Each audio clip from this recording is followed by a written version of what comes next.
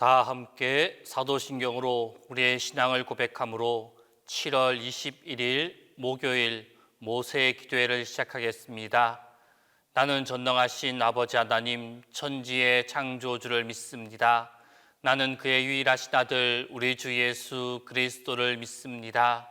그는 성령으로 잉태되어 동정녀 마리아에게서 나시고 본디오 빌라도에게 고난을 받아 십자가에 못 박혀 죽으시고 장사된 지 사흘 만에 죽은 자 가운데서 다시 살아나셨으며 하늘에 오르시어 전능하신 아버지 하나님 우편에 앉아 계시다가 거기로부터 살아있는 자와 죽은 자를 심판하러 오십니다. 나는 성령을 믿으며 거룩한 공교회와 성도의 교제와 죄를 용서받는 것과 몸의 부활과 영생을 믿습니다.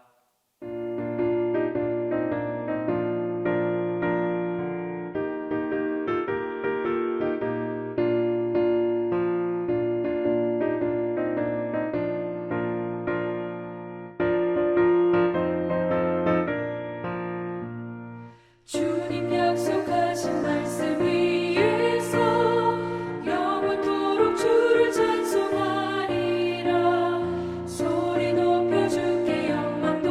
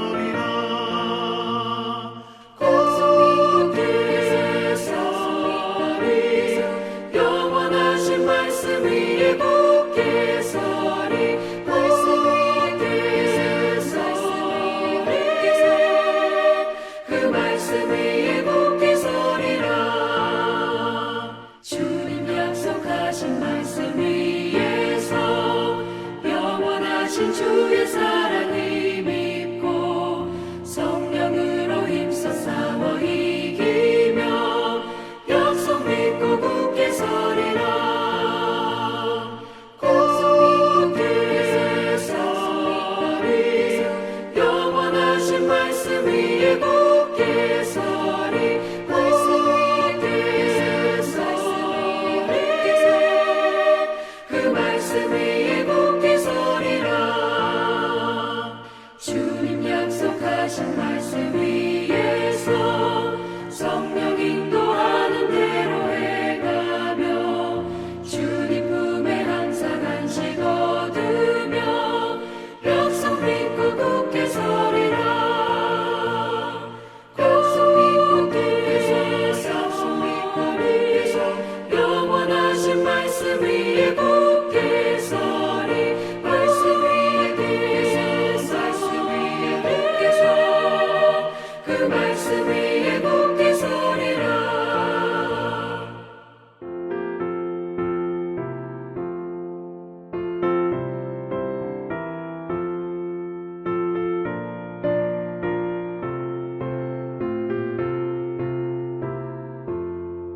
예수 따라가며 복음 순종하며 우리 행할 길 원하겠네. 주를 의지하며 순종하는 자를 주가 늘 함께 하시리라.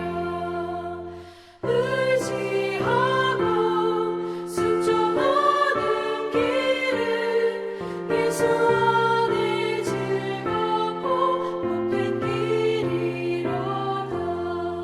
해를 당하거나 우리 고생할 때 주가 위로해 주시겠네. 주를 의지하며 순종하는 자를 주가 안위해 주시리라.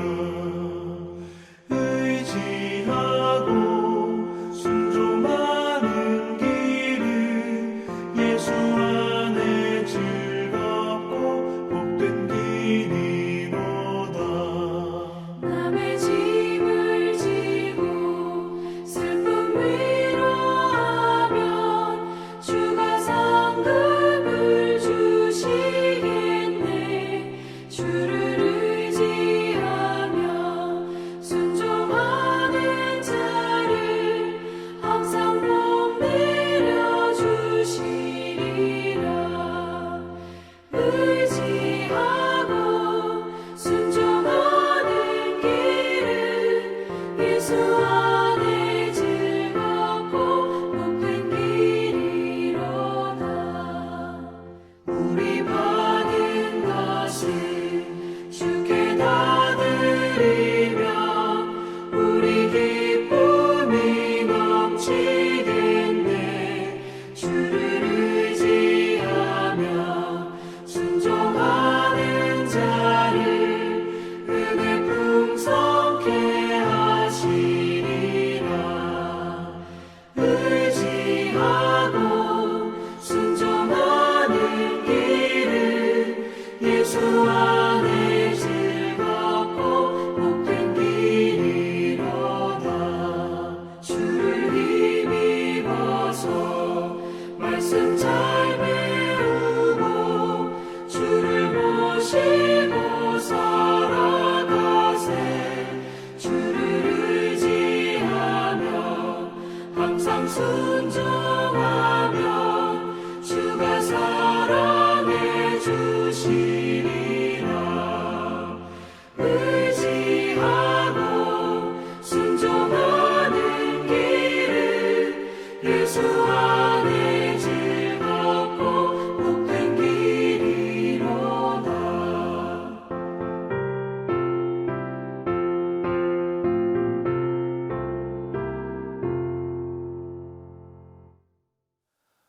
오늘 우리에게 주신 하나님의 말씀은 로마서 2장 12절에서 14절입니다. 신약 성경 로마서 2장 12절에서 14절입니다. 다 함께 봉독하겠습니다. 무릇 율법 없이 범죄한 자는 또한 율법 없이 망하고 무릇 율법이 있고 범죄한 자는 율법으로 말미암아 심판을 받으리라. 하나님 앞에서는 율법을 듣는 자가 의인이 아니요 오직 율법을 행하는 자라야 의롭다 하심을 얻으리니 율법 없는 이방인이 본성으로 율법의 일을 행할 때에는 이 사람은 율법이 없어도 자기가 자기에게 율법이 되느니라. 오늘 본문 말씀 가운데 13절 말씀에서 사도 바울은 유대인들로서 너무 가슴 아픈 일이지만 그러나 너무나도 중요한 사실을 지적하고 있습니다.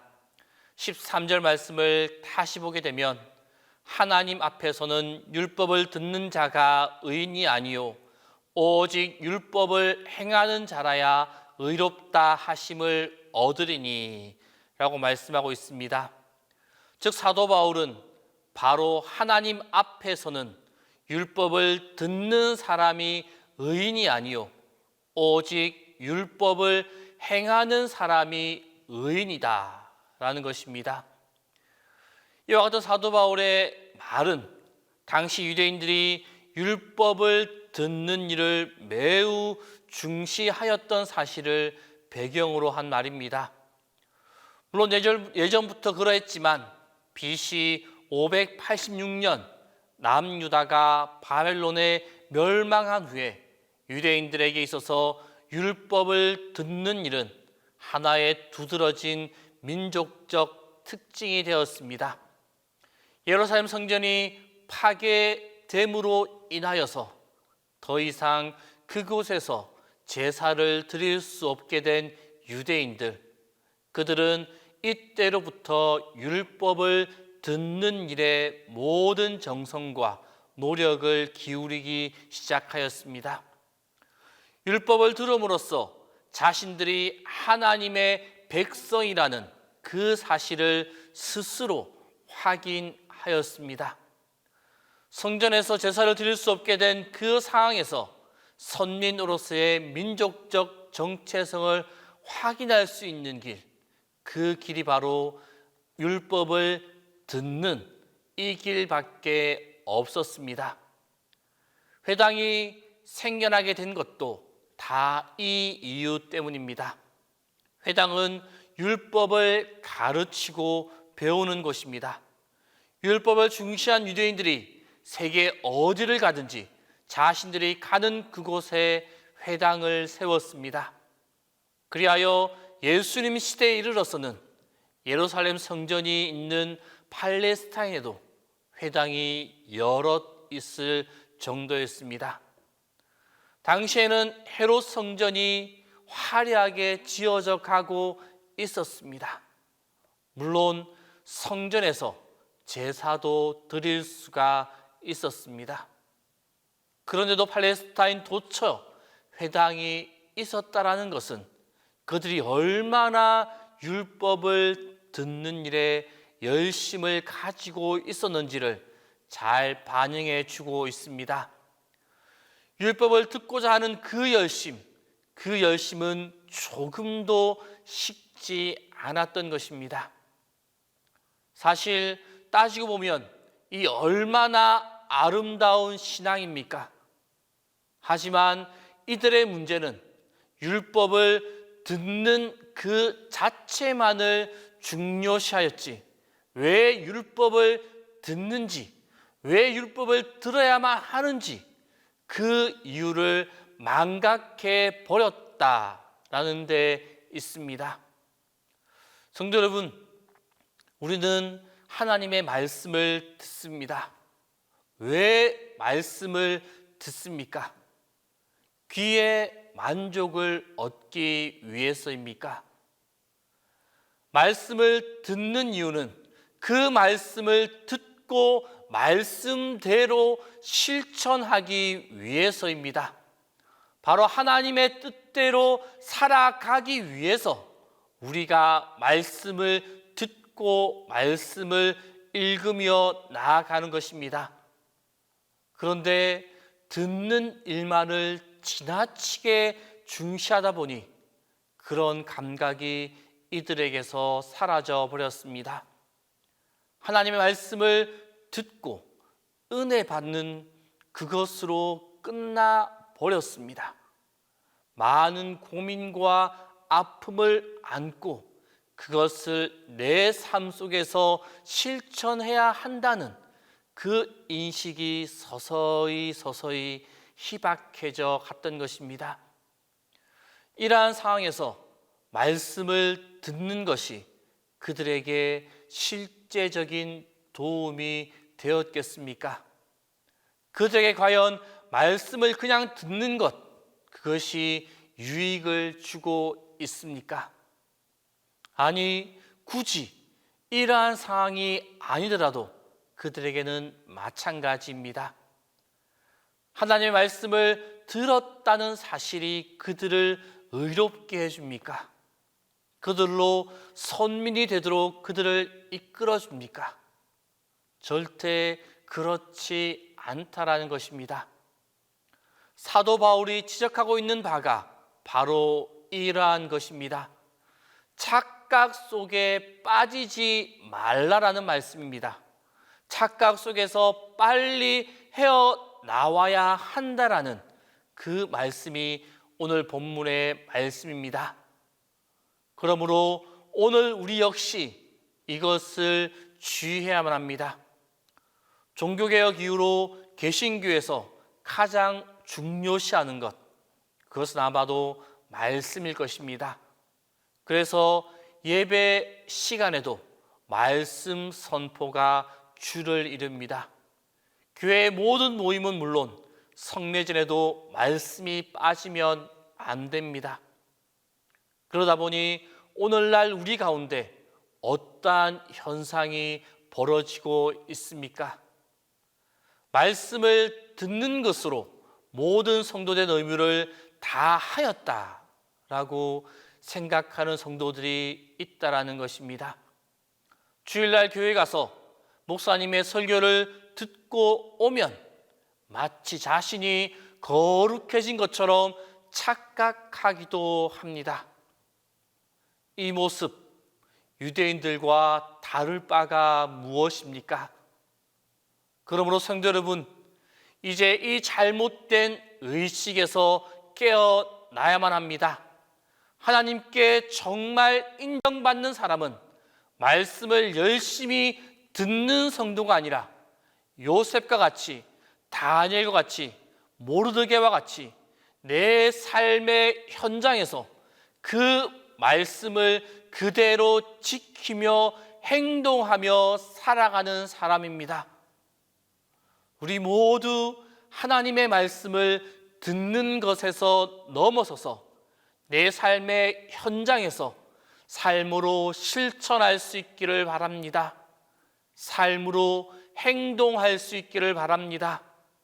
말씀을 삶으로 실천하는 모든 자들에게 하나님의 도우심의 은혜와 신실케 하심의 은혜가 함께하게 될 것입니다. 기도하겠습니다.